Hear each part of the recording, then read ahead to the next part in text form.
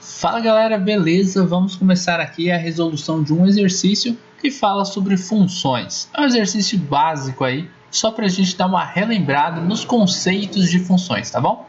Questão 3. Relembrando os conceitos de domínio e de imagem da função e considerando o diagrama abaixo, que representa uma função A em B, podemos afirmar que a imagem da função é igual a... Bom, eu poderia simplesmente já olhar e falar a resposta para vocês, mas primeiro eu queria que vocês lembrassem de uma coisinha. Sabe os gráficos que a gente faz no plano cartesiano, que a gente tem dois eixos, o eixo X e o eixo Y. O eixo Y aqui, ó, e o eixo X aqui. A gente diz que o eixo X é o eixo das abscissas e o eixo Y é o eixo das ordenadas. Bom, os pontos que a gente tem no eixo X, eles são os pontos que estão dentro do domínio, tá bom? O conjunto domínio, ele está no eixo X, ele é o eixo X, tá bom? Então a gente vai chamar o eixo X de domínio. E os pontos que estão dentro do domínio, a gente chama de elementos desse domínio. No eixo Y, a gente tem o contradomínio, tá bom? A gente pode chamar de contradomínio. Só que observe, o contradomínio ele tem um conjunto dentro dele, que é um conjunto de elementos que se correspondem com os elementos do domínio. Então, ó, a gente tem o eixo Y como um todo, ele é o contradomínio. Tá? Ele como um todo é o contradomínio. Mas vamos supor que alguns pontos desse eixo Y eles não se correspondem. O que eu quero dizer corresponder? Por exemplo, ó, o eixo X, ó, ele se corresponde aqui, ó. Aí, esses dois pontos estão se correspondendo. Vamos supor que aqui esse ponto vai se corresponder aqui, ó, com esse outro ponto aqui.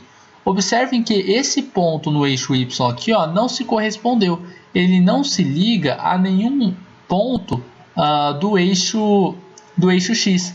Então a gente diz que ele faz parte do contradomínio. Esse ponto aqui, ó. Esse ponto aqui também faz parte do contradomínio, mas não fazem parte da imagem. Ou seja, a imagem é um conjunto que tem dentro do contradomínio e é um conjunto de pontos que se correspondem com pontos do eixo X ou do domínio, tá bom? Então, eixo Y e contradomínio é a mesma coisa. Todos os pontos que a gente tem no eixo Y, eles fazem parte do contradomínio.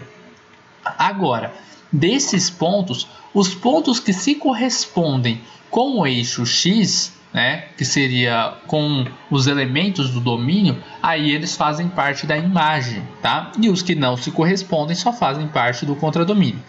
Como que a gente vê correspondência quando a gente olha para um diagrama desse aqui, ó? Quando a gente olha para uma imagem dessa aqui, como é que a gente vai saber se eles se correspondem? É a partir dessas setinhas aqui, ó. Observe que o número 1 ele está se correspondendo, ó, tem uma setinha, com o número 3 aqui, no B. O 0 se corresponde com o 5, o 4 com o 7. Então a gente pode dizer aqui, ó, que todos os elementos do domínio, que é do nosso conjunto A aqui, eles estão se correspondendo com elementos do nosso contradomínio. Logo, aqui o nosso contradomínio é igual à nossa imagem, tá? Então aqui nós temos um conjunto chamado de conjunto imagem, porque todos esses elementos aqui, tanto 3 como 5 como 7, estão se correspondendo com elementos do nosso domínio. Então esse conjunto vai ser chamado de conjunto imagem, beleza? Porque a imagem são os elementos dentro de um conjunto que se correspondem com elementos de um outro conjunto chamado domínio. Tá bom? Falei um monte de vezes a mesma coisa só para ficar fixado na cabeça mesmo. Então, o B é o nosso conjunto imagem e seus elementos são 3, 5 e 7. Alternativa correta, letra C, 3, 5 e 7. Beleza? São os elementos que estão aí dentro do nosso conjunto chamado imagem.